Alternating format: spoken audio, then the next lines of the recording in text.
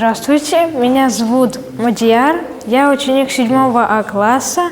Сейчас я вам расскажу немного о моей маме. Мою маму зовут Индира Аббасовна. Она заместитель генерального директора фирмы «Гиппократ». Моя мама очень важный человек. Вчера я увидел, как она руководит целой клиникой.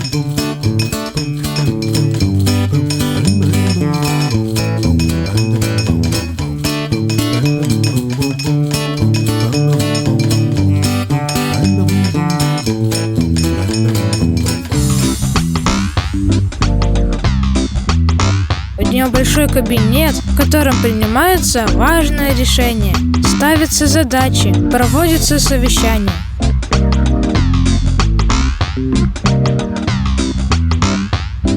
Я побывал на одном из таких совещаний и познакомился с мамиными коллегами, а также с маминым начальником, генеральным директором Гиппократа Надеждой Юрьевной Хохловой.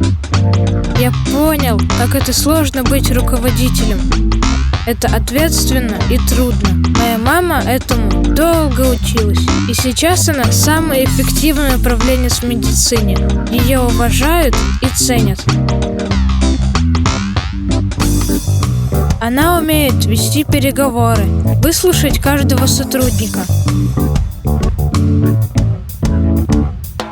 позаботиться о каждом пациенте и разбираться в сложных медицинских вопросах.